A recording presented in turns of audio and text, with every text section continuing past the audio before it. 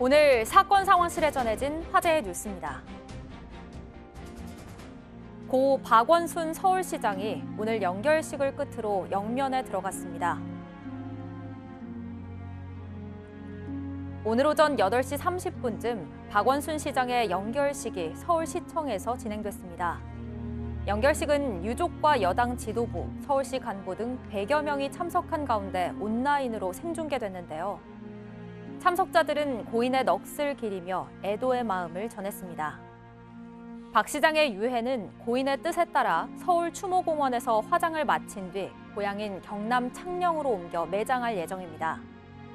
한편 박 시장을 고소한 전직 비서 측은 오늘 2시 기자회견에서 위력에 의한 성추행이 4년간 지속됐다고 밝혔습니다. 배우 하정우 씨가 프로포폴 불법 투약 혐의로 검찰 조사를 받았습니다. 어제 한 매체가 성형외과에서 프로포폴을 불법으로 투약했다는 의혹을 받는 하 씨가 피의자 신분으로 검찰 조사를 받았다고 보도했습니다.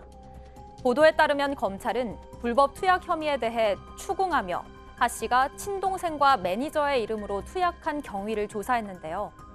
하 씨는 치료를 목적으로 프로포폴을 투약한 거라며 관련 혐의를 부인한 것으로 알려졌습니다. 또 다른 사람 명의로 진료를 받은 것은 해당 병원의 요청에 따른 것이라고 밝혔다고 전해졌습니다. 검찰은 하 씨에 대한 기소 여부를 조만간 결정할 방침입니다. 부산 해운대 스쿨존에서 교통사고를 일으킨 운전자 2명 모두에게 경찰이 민식이법을 적용했습니다. 지난달 15일 부산 해운대구의 한 초등학교 인근 스쿨존에서 중앙선을 넘어 불법 좌회전을 하던 70대 남성의 차가 내리막길을 내려오던 승용차를 들이받았습니다. 사고 후 승용차 운전자인 60대 여성은 초등학교 앞 인도로 돌진했고 6세 아이와 아이의 어머니를 그대로 덮쳤는데요. 경찰은 최초로 충돌 사고를 낸 남성과 승용차 운전자인 여성 모두에게 이른바 민식이법을 적용해 입건했다고 오늘 밝혔습니다. 경찰은 향후 국과수 감정 결과 등을 토대로 충분한 법리적 검토를 거쳐 사건을 검찰에 송치할 계획이라고 전했습니다. 네, 고 박원순 서울시장이 연결식을 끝으로 영면에 들어갔습니다. 박 시장을 고소한 전직 비서의 변호인단이 조금 전이죠. 2시에 기자회견을 했는데요. 어떤 내용이 있었죠? 네, 오후 2시에 이제 변호인단하고 이제 여성단체 임원들도 있었습니다. 은평구에 있는 한국여성의전화에서 기자회견을 했는데 이 피해 호소인 직접 등장하지는 않았고요. 그 입장문을 내놨는데 이것을 현장에 있던 분이 이제 대독을 했었죠. 네. 그 내용들 중에 주요 내용들 보면 손바닥으로 하늘을 가릴 수 있다고 생각했지만 제 생각이 미련했다는 것을 깨달았다. 고소를 한 이유는 거대한 권력 앞에서 힘없고 약한 저를 지키기 위해서 공정하고 평등한 법의 보호를 받고 싶었기 때문이다. 이렇게 입장을 밝히고 있습니다. 그리고 용기를 내서 고소장을 접수했지만 제 존엄성을 해쳤던 박 시장이 스스로 인간의 존엄을 내려놨다라는 비판 섞인 문장도 있었고요.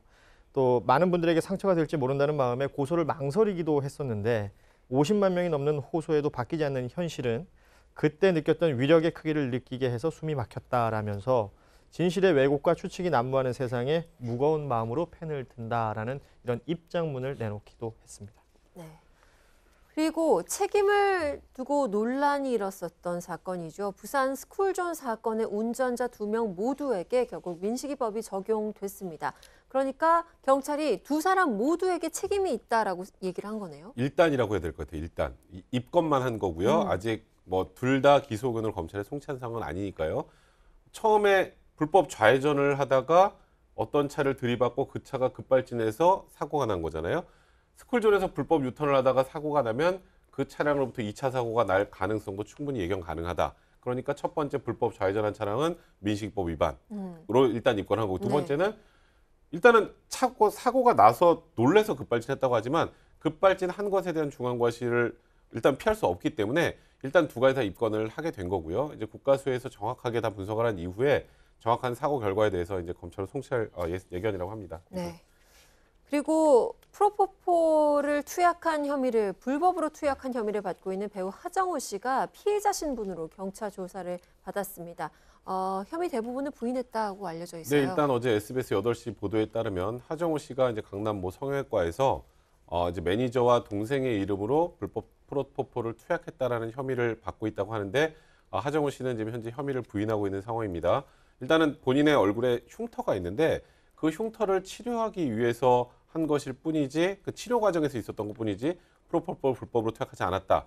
그리고 병원에서 요청을 했기 때문에 동생과 매니저 이름으로 한 것일 뿐 전혀 문제가 없다는 입장인데 이 사건은 어찌 보면 간명하게 충분히 해결이 가능합니다. 왜냐하면 실제로 진짜 이 얼굴에 흉터가 있었는지 그 흉터를 치료를 하는 과정이었는지 하나하고 두 번째 횟수입니다. 횟수가 지나치게 많다면 그건 불법성을 의심해 볼 여지가 있을 것이고 그게 아니라면 치료 목적의 가능성이 높기 때문에 지금 여기서 핵심은 동생과 지금 매니저의 명의로 치료를 받았으니까 이상하다는 얘기 아니겠습니까? 네. 그거보다 중점인 건 투약 횟수와 치료 목적이었는지 이 두 부분을 밝혀내는 것이 이제 실제로 처벌 여부를 가른 중요한 요소가 될 것 같습니다.